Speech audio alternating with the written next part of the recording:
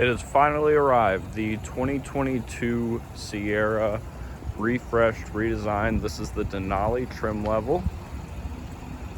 This is the first one that we've received, optioned out with the color wheel arch moldings. This has been long anticipated since the fall when we originally saw the reveal video from GM.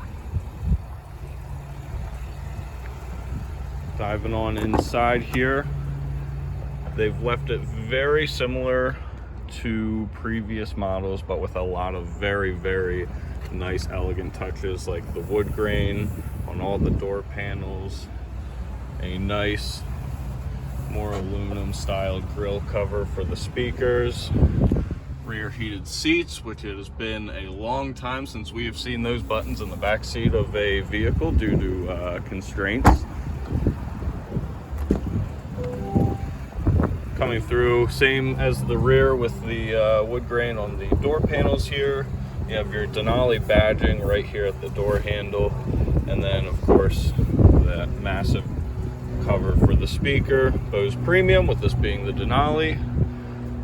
The almost sunburst faded wood grain for the dash here. A very nice large dash with the vents now being up top up here, and then of course you see that massive screen that they've put up front. Nice upper glove box, and then of course your lockable glove box down below. Top into the driver's seat, see the rest of the changes. So this has the 6.2, was optioned with the color wheel arch moldings. Again, just a nice subtle touch. A very nice change to the grille here, just nice and flush mounted. New headlights, still carrying the C-shaped LED running lights. Fog lights are nice and tucked away here, and then Denali, of course, it just has the right splashes of chrome throughout. Let's jump in the driver's seat here. We'll go over. So the first thing you notice when you jump in is this very large screen up front. Still very simple to use. This is something we've seen with the Yukons, with this being very Google based. Of course, you see, Google Maps, the Google Assistant, Play Store. You can also have it as a split screen with your maps up on one side, or you can have your trailer view, which will be very nice for a lot of our customers that are towing.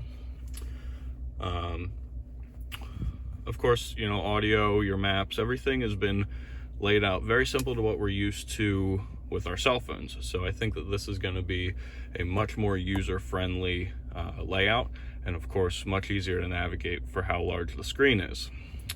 Another big change that you'll see here is the console shifter. Now, a lot of the models that we have here have switched over to electronic shifter. I think a lot of people are really going to enjoy having this joystick style shifter, drive and reverse. Of course, you still have your surround vision camera and all your different camera angles, top down over the bed and the hood, your anti-curb camera, top down over hitch. And I think that this is just a very nice subtle touch, your bed view camera here, and making these icons a little bit more noticeable as to which image you're getting. Of course, home button, I'm glad that that's still, with a large screen, I'm glad that they're still keeping a lot of their home buttons in line here. Still keeping all of your climate control settings easy to access, dual zone climate, of course, your heated and ventilated seats on either side here. This will feel very familiar for returning GM customers.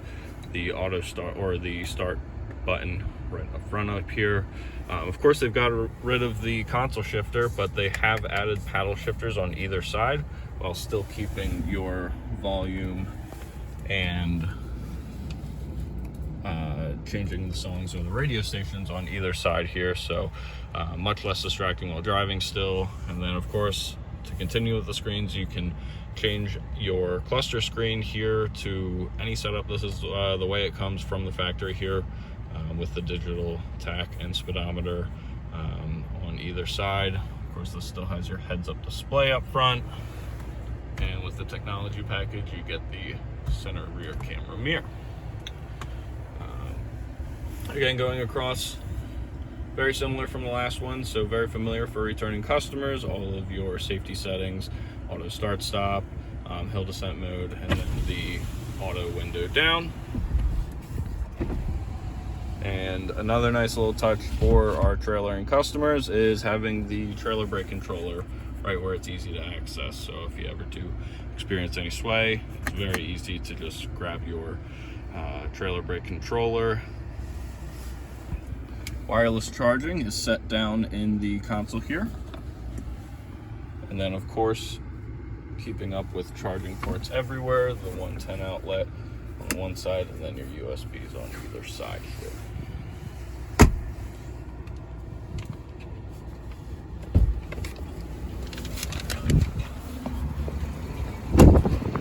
We're really excited to have this truck here on the lot.